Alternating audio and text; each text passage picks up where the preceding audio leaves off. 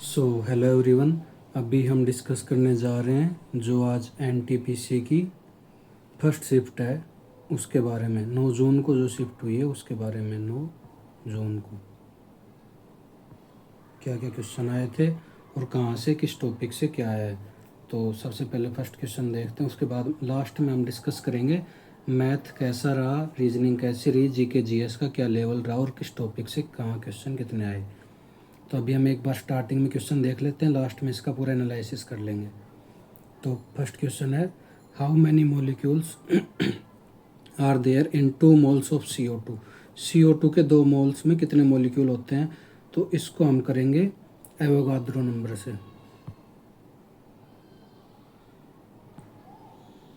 तो एक सेकंड रुकना प्लीज़।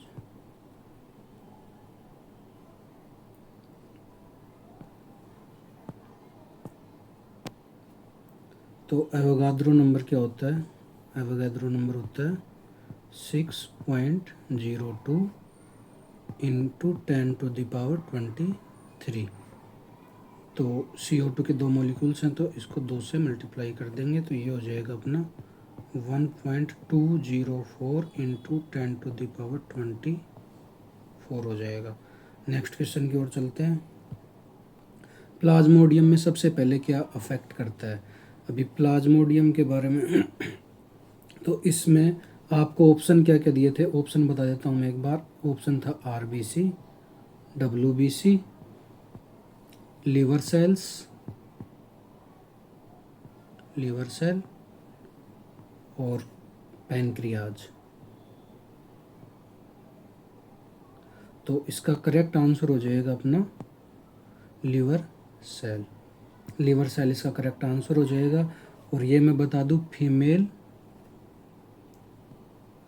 फीमेल एनोफेलीज जो मॉस्किटो होता है उसके काटने से होता है। फीमेल एनोफिलीज मच्छर जो होता है उसके काटने से होता है ये।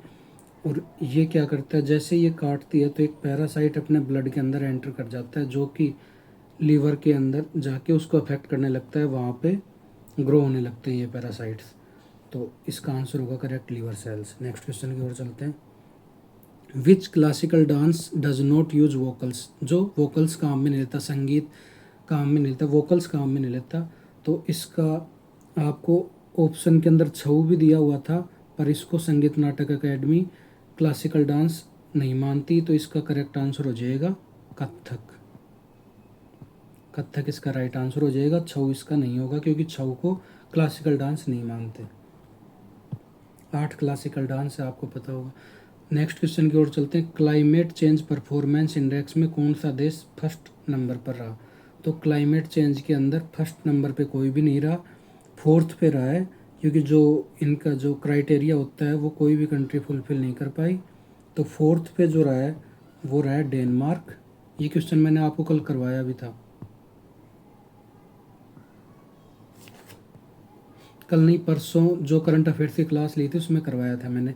फोर्थ पर रहा है डेनमार्क, फर्स्ट 3 जो खाली हैं, और इसमें इंडिया रहा है 10th के ऊपर।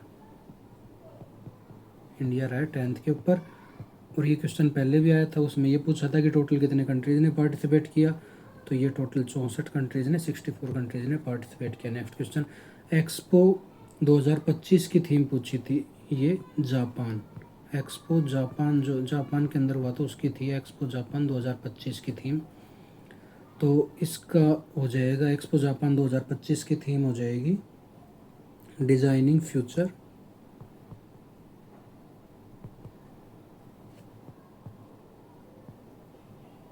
डिजाइनिंग फ्यूचर सोसाइटी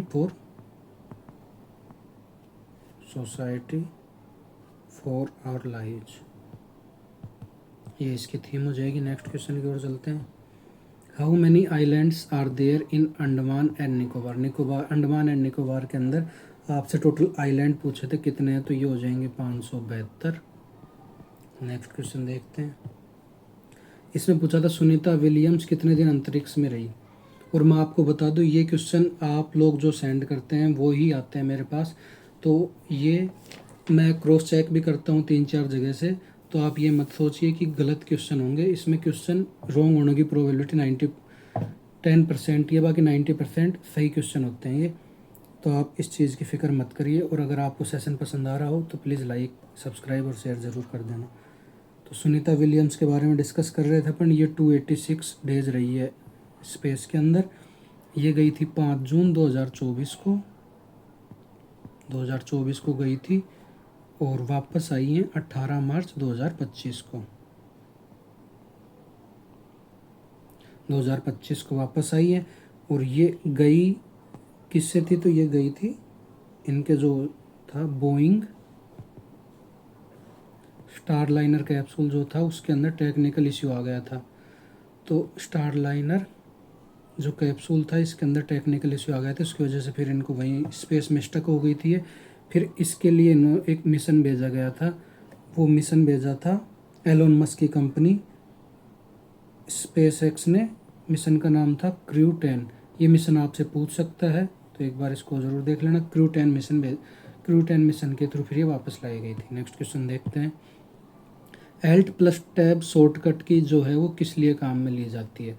तो एल्ट प्लस टैब जो शॉर्टकट की है ये काम में ली जाती है जो जैसे अपनी एप्लीकेशंस होती हैं या विंडो होती है उसके बीच में स्विच करने के लिए। एप्लीकेशन या फिर विंडोज जो होती है उनके बीच में स्विच करने के लिए, एप्लीकेशन और विंडोज़ के बीच में क्विकली स्विच। नेक्स्ट चलते हैं। बोडो डोगरी सैंथली और मैथिली जो है किस संशोधन से जोड़ी गई, किस अमेंडमेंट से? तो ये मैं बता दूं, टोटल ऑफिशियल लैंग्वेज इंडिया के अंदर जो है वो 22 हैं। 21st जो अमेंडमेंट हुआ था ये हुआ था 1967 में। तो इससे जोड़ी गई थी अपनी सिंधी। उसके बाद नेक्स्ट 71st हुआ था, ये हुआ था 1992 में।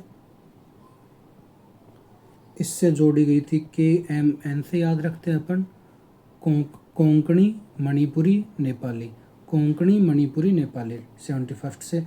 उसके बाद 92nd जो हुआ था इससे जोड़ी गई थी, इसको अपन याद रखते हैं BDSM से, BDSM बोडो डोगरी सैंथली मैथिली, इससे याद रखते हैं 92nd। और ये हुआ था 2003 के अंदर।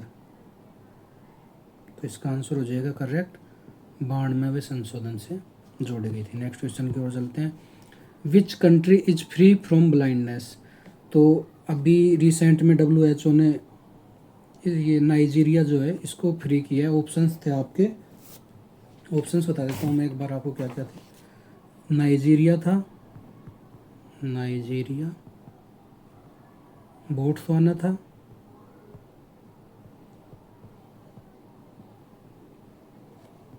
साउथ अफ्रीका था और इटली था। तो south Africa, Italy, Botswana, Nigeria ये ऑप्शंस थे। तो इसमें नाइजीरिया करेक्ट हो जाएगा आपका। नाइजीरिया को WHO ने ब्लाइंडनेस फ्री घोषित किया अभी। पेज मार्जिन को किस टैब से सेट करते हैं? तो ये अपन, इसका आंसर हो जाएगा पेज लेआउट से, सेट करते हैं। नेक्स्ट क्वेश्चन की ओर चलते हैं। इन्फेंट मोर्टेलिटी रेट पूछी थी, तो ये पूछी थी शायद 2019 से 23 के बीच की। तो इन्फेंट मोर्टेलिटी रेट हो जाएगी 2019 से 23।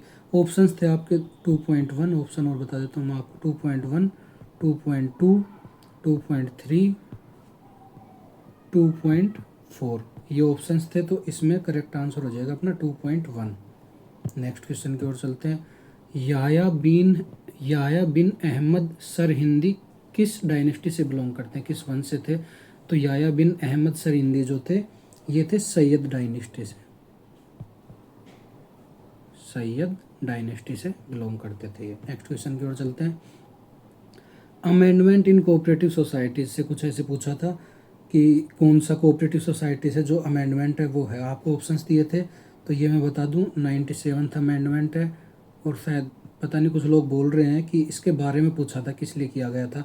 तो ये भी बता देता हूँ मैं आपको, ये कार्य प्रणाली को मजबूत और पारदर्शी बनाने के लिए, कार्य प्रणाली को मजबूत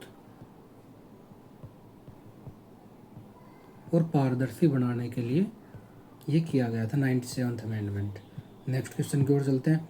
भारत और सिंगापुर की सेना का अग्नि योद्धा अभ्यास कहाँ हुआ? ये सिंगापुर और भारत के बीच में होता है अग्नि योद्धा अभ्यास, और ये अभी नवंबर के अंदर हुआ है, 2024 जो नवंबर गया है इसके अंदर हुआ है। इसका 13th एडिशन हुआ है, और ये हुआ आपका देवलाली महाराष्ट्र के अंदर 30 नवंबर 2024 को ख़त्म हुआ है ये। नेक्स्ट क्वेश्चन की ओर चलते हैं। J&K में किसकी सरकार है? तो ये आपका जो क्वेश्चन था इसमें स्टेटमेंट्स दी हुई थी, 4 स्टेटमेंट थी।